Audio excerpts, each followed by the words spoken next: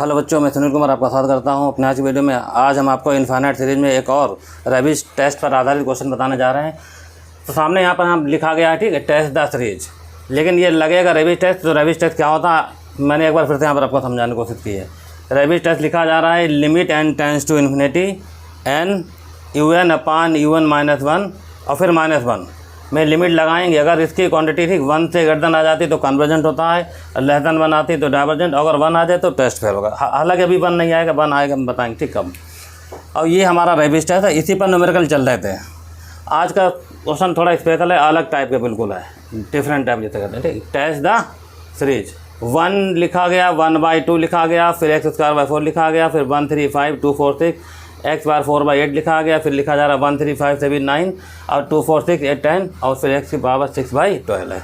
इसी को चेक करना है ये कन्वर्जेंट होगा या डाइवर्जेंट होगा। चलिए स्टार्ट करते हैं। देखिए, कोई भी न्यूमेरिकल दिया जाए तो लगाने का जो तरीका वो बड़ा ध्यान से देखना, ठीक। क्या होता है इसमें इवन टर्म, इसका लिखना बहुत ज़रूरी है। अगर वो आपने सही लिख दिया तो आपका सवाल लग जाएगा।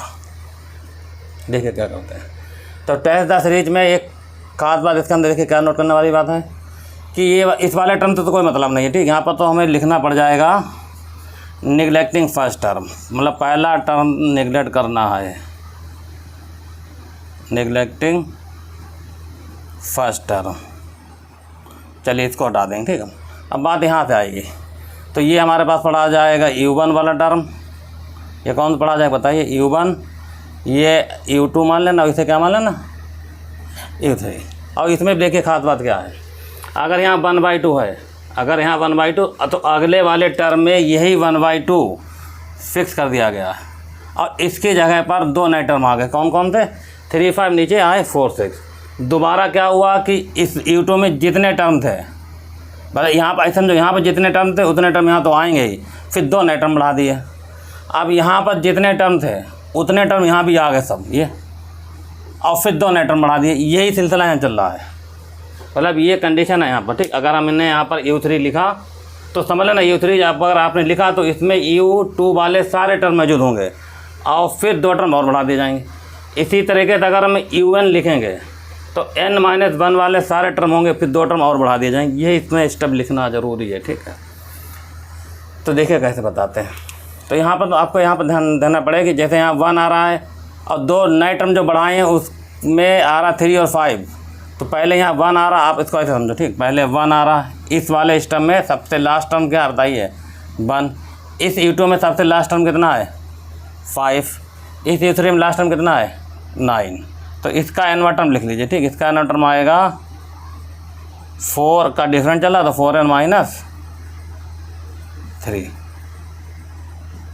अगर ये कैसे आया तो आप यहाँ निकाल सकते हैं। देखो हमने पहले बताया था, ठीक, कि Tn का फार्मूला लगाएंगे। फार्मूला होता है a + n-1d। a का काम कर रहा है यहाँ 1 है, ठीक है। n-1 d का काम कर रहा है कितना 4, ये 5 है, ये 9 है, ये 1 है, तो ये आ रहा 4। तो यहाँ आ जाएगा 1 + 4n-4, तो इसका आंसर आएगा 4n-, तभी हमने n टर्म ये लिख दिया। इसी तरीके से यहाँ देखिए, ये लास्ट टर्म 2 आ रहा, फिर यहाँ 6 आ रहा, फिर यहाँ कितना 8 आ रहा, तो यहाँ 2 आ रहा, यहाँ 6 आ रहा और 8 आ रहा। इसका n टर्म इसी वाले फार्मूले से हम निकाल सकते हैं। देखिए Tn बराबर फार्मूला था a + n-1d। इस वाले सीक्वेंस के हिसाब से, ठीक, क्या चल रहा देखिए यहाँ पर 2 + n-1d की जगह 4, तो ये आ जाएगा 2 + 4n-4, तो आंसर आ जाएगा 4n-2। तो इसका कितना रिजल्ट आ गया देखिए 4n-2। ये 2 चीज़ें आपको लिखनी ज़रूरी है, तो लिख दी मैंने। अब इसका लिखना पड़ेगा आपको n टर्म। अभी बताएंगे टर्म कैसे लिखा जाएगा n टर्म। देखिए un बराबर, यहाँ पर एक काम, अगर यहाँ 3 लिखा जा रहा है तो ये सारे टर्म आ रहे हैं u3 वाले, u2 वाले। अगर हम n टर्म लिखेंगे तो n-1 वाले सारे टर्म आए, उसमें ये तो टर्म मौजूद होंगे, ठीक, सारे। तो उसको ऐसे लिखना, ठीक, ऐसे 1 3 5 1 3 5 और 7, ठीक, लिख लीजिए। इसका जो टर्म बनेगा जाके आगे जाके वो कौन सा बनेगा जाके 4 n-3।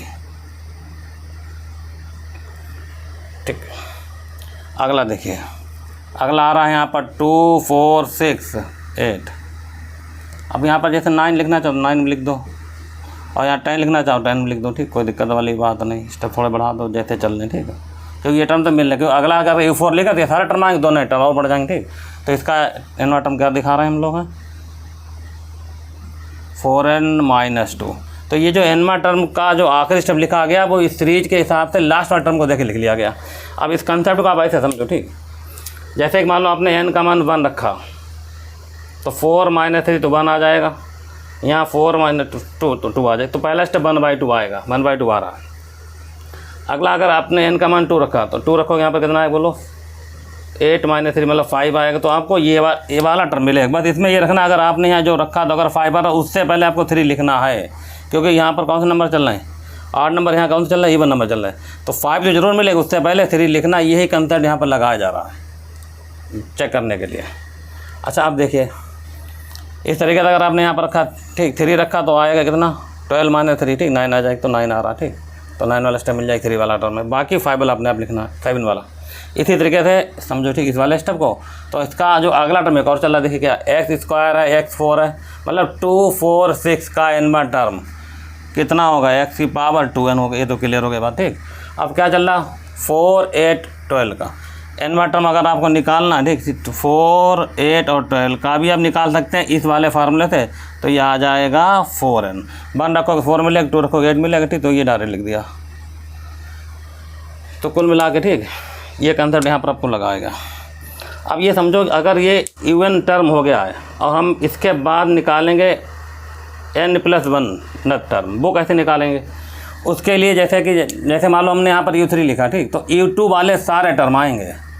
तो अगर हम यहाँ पर लिखेंगे UN+1 वाला टर्म तो ये सारे टर्म आएंगे, इसके बाद 2 टर्म नए बढ़ाए जा रहे हैं। बस ये नियम समझा। ठीक, अगर यहाँ पर 2 है तो यहाँ पर ये वाला 1/2 फिक्स है, 2 नए टर्म बढ़ा दिए। तो कैसे बढ़ाएगा? जो संख्या है लिखी तो उसमें 2 जोड़ दिया, फिर 2 जोड़ दिया। ऐसे यहाँ पर ये सारे टर्म लिख दिए। जैसे यहाँ 5 आ रहा तो अगले 2 टर्म कौन से बढ़ा दिए जो यहाँ लिखा गया है आखिरी में। ठीक, जो यहाँ लिखा है उसके बाद इसमें 2 जोड़ा, फिर से 2 जोड़ दिया। अब वही काम यहाँ हो रहा है। 6 अगर है तो 2 यहाँ जोड़ दिया, 2 यहाँ जोड़ दिया। तो अब इसका जो UN+1 टर्म, अब ऐसा ना करना इसमें n की जगह n+1 रिप्लेस नहीं करेंगे, तो रिप्लेस वाली कंडीशन इसके अंदर नहीं लगाई गई है। ठीक है, जो चेक किया जा रहा है टर्म छूट रहे हैं वो भी इसके अंदर लिखा जा रहा है, इसलिए इसमें रिप्लेस नहीं होगा। अब कैसे लिखेंगे देखो, n टर्म UN+1 टर्म। तो देखो यहाँ से लेकर यहाँ टर्म, ये वाले सारे टर्म क्या होंगे UN+1 के लिए फिक्स हो जाएंगे। तो ये फिक्स होगा, तो इसको ऐसे लिखा जाएगा 1 3 5 7 9। ये टर्म आपके पास होगा फिक्स।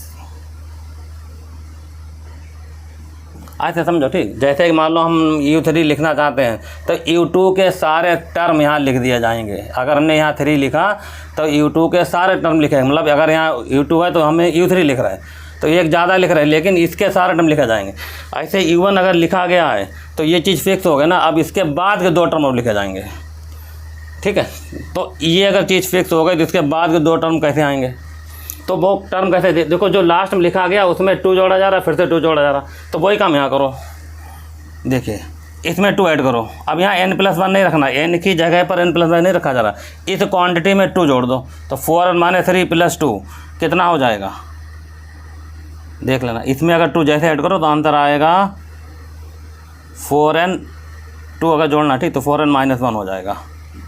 ठीक, अब इसमें फिर से 2 जोड़ो तो जो आ जाएगा 4n + -1 + 2 + 1 हो जाएगा।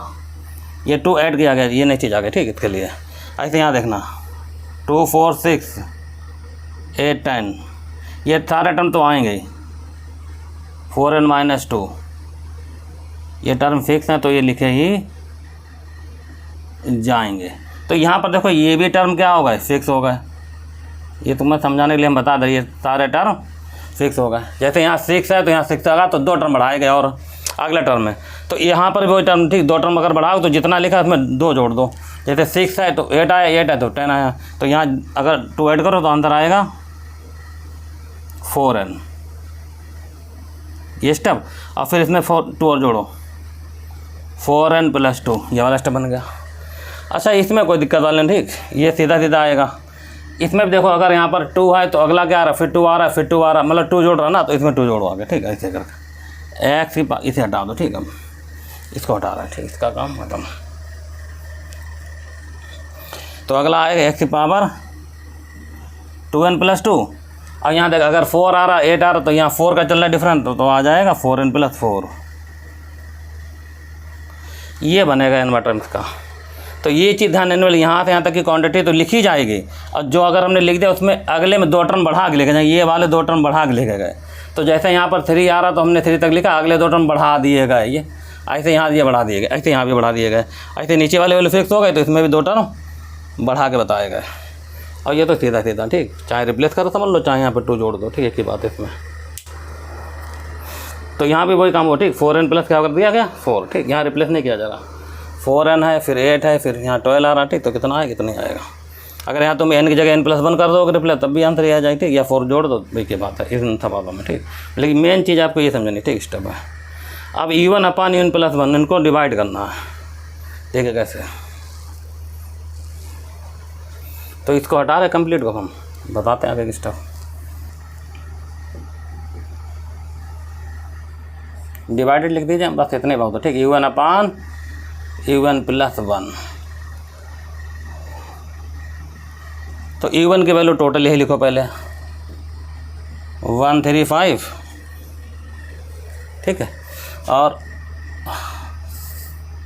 79, ठीक, और कितना आ रहा है लास्ट में 4n - 3, और नीचे आ रहा है 246 और 8 10, ठीक, कितना आ रहा है 4n - 2, ठीक।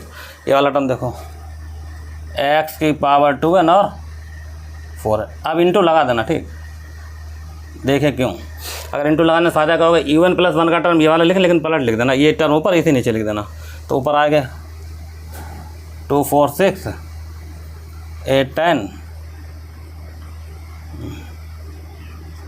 246 8 10, लास्ट में क्या आ रहा है देखिए, ये तीनों स्टेप लिखे जाएंगे, 4n - 2 ये वाला स्टेप, और उसके बाद 4n, उसके बाद 4n + 2, और फिर नीचे, ठीक, देखिए ये वाला नीचे आएंगे, ठीक, 13579 से लेकर आएगा 4n - 3, ये आ गया, फिर आएगा 4n - 1, फिर आएगा 4n + 1 इंटू, ये चीज़ ऊपर जाएगी, ठीक, कितनी आएगी 4n + 4, ये ठीक, इंटू, और इसको जब नीचे लिखा तो इसको ब्रेक करके लिखना, ठीक, ऐसा करके x की पावर में 2n × x², क्या लिखा जाएगा x की पावर में 2n और x², ठीक। इससे देखिए फ़ायदा क्या होगा, बहुत चीज़ें कैंसिल होंगी, ठीक, यहाँ से लेकर के यहाँ तक के टर्म तो कैंसिल होने, ठीक है, फिर यहाँ से लेकर के यहाँ तक के सारे टर्म कैंसिल होने, ठीक। उसके बाद क्या होगा देखिए, x की पावर 2n से x² भी टर्म कैंसिल हो जाएगा। अब ये वाला 4n बचा, देखिए ये 4n और ये वाला 4n कैंसिल हो जाएगा, बचे ये वाले 2 टर्म, अब बचे ये वाले 2 टर्म, जो बचे वो लिख रहा है, ठीक। तो देखिए क्या बचा 4n + 2 बचा, उधर 4n + 4 बचा, ठीक,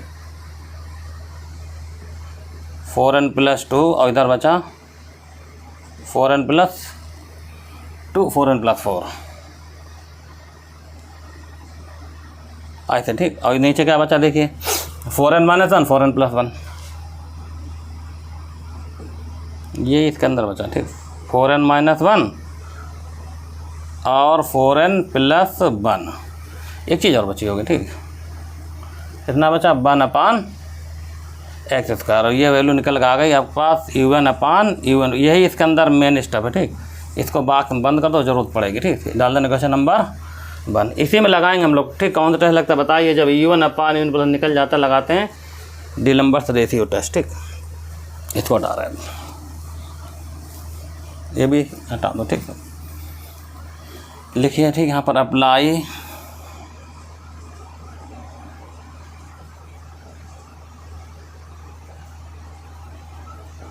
डीलम्बर्ट्स और रेशियो टेस्ट।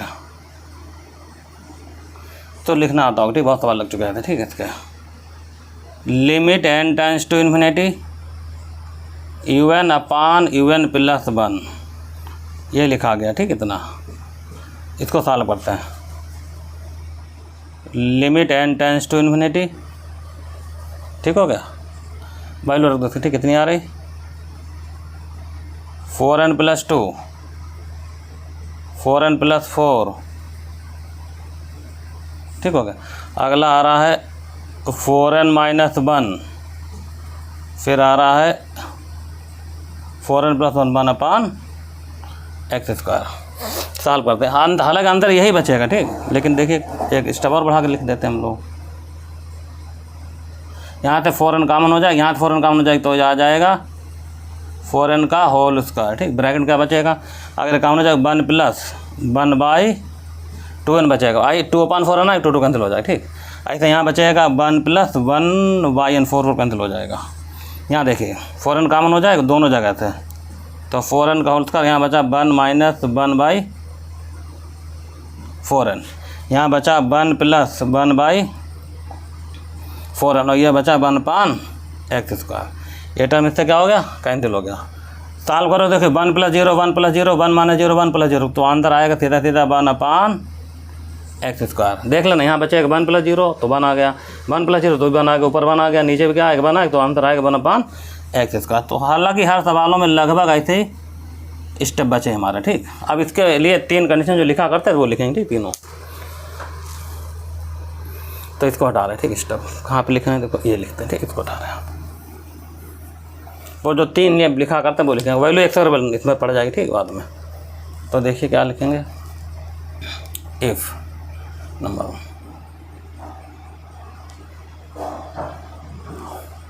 पहला स्टेप है, ठीक। If 1/x square greater than 1, ये लिखा, or x square less than 1 लिख दो, इसको उधर ले जाके, ठीक। Then sigma UN is convergent, ये पुरानी कंडीशन, ठीक। दूसरा स्टेप लिखो, ऐसे लिखना 3 स्टेप, ठीक, कंप्लीट है। चलिए देखिए आगे क्या बचता हमारे पास अब है। If 1/x square less than 1, इसको सही करके लिखो, ठीक, आर करके, तो x स्क्वायर ग्रेटर देन 1 हो जाएगा। ये भी क्या लिखा जाएगा, देन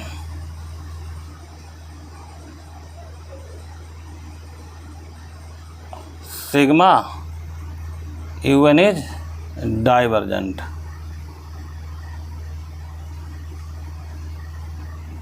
ये हो गया डाइवर्जेंट, ठीक। एक स्टेप और बचा, एक आएगा if 1/x square equal to 1 और x स्क्वायर बराबर, लिखते हैं test fail,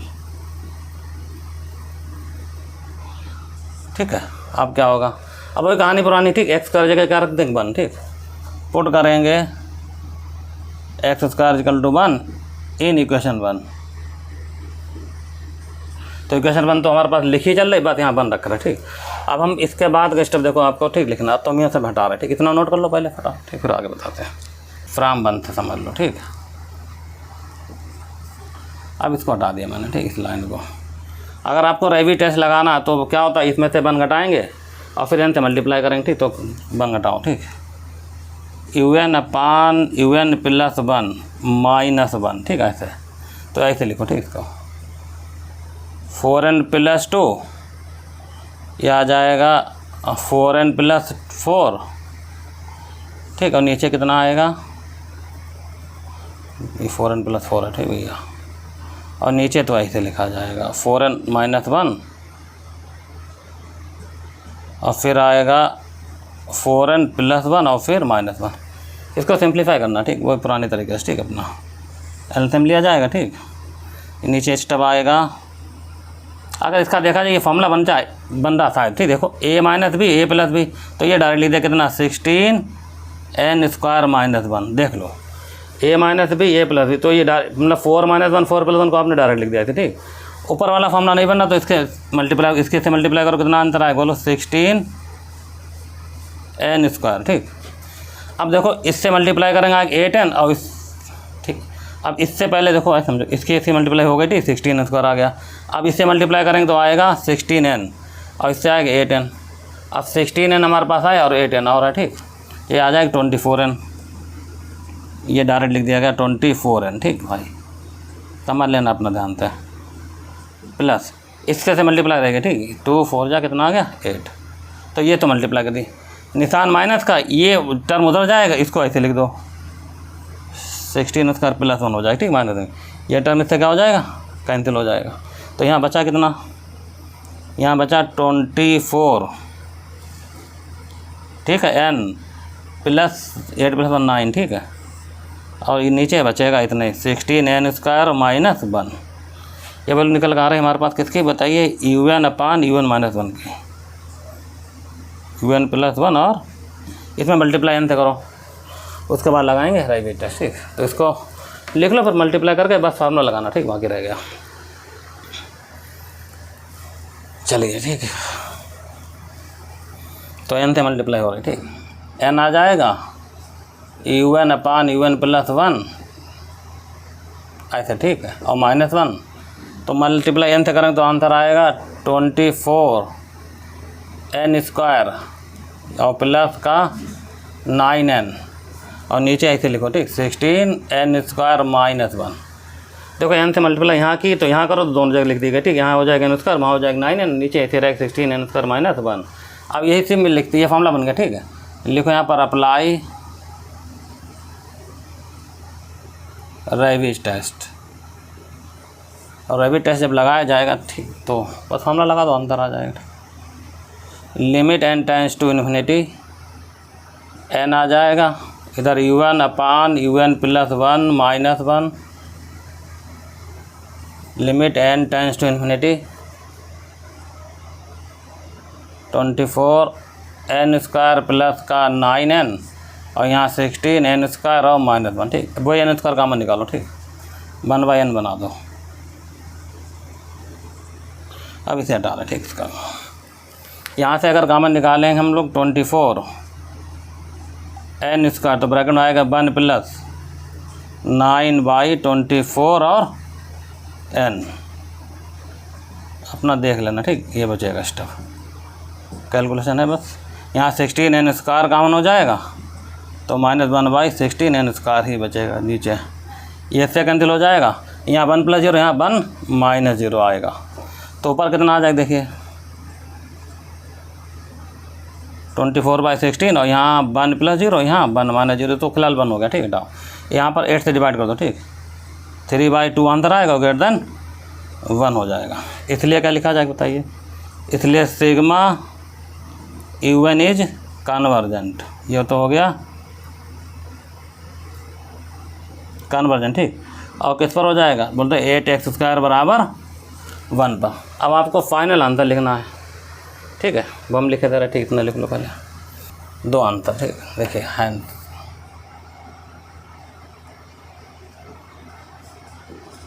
sigma un is, वही 2 लाइनें पुरानी जानी पहचान, ठीक, un is convergent if x² < 1, ये रहा, ठीक, स्टॉप कन्वर्जेंट के लिए, इसे हटाओ, ठीक है। फिर देखिए sigma un is divergent if x² = 1, नहीं x ग्रेटर देन, ठीक। अब यहाँ पर देखो कन्वर्जेंट निकल गया x और 1 पर, ठीक, कन्वर्जेंट अगर निकला तो इक्वल टू निशान आप यहाँ लगा देंगे, ठीक। तो इस तरीके से आपका ये सवाल कंप्लीट हो गया। ये सवाल को लेना, इसके बाद 2 स्टेप ये लिखेगा, ठीक। चलिए कन्वर्जेंट पर कंडीशन ये रही और डाइवर्जेंट पर कंडीशन ये रही, ठीक। आपका ये सवाल कंप्लीट हो गया और इसी टाइप के 1-2 सवाल बचे आप लगाने की कोशिश करना। आपको नया मेथड बताया जाएगा, अगर कोई सवाल बचा इसका रैविज टेस्ट का तो बता दिया जाएगा नेक्स्ट वीडियो में। आज के वीडियो में बस इतना ही, मिलते हैं नेक्स्ट वीडियो में, जब तक के लिए धन्यवाद।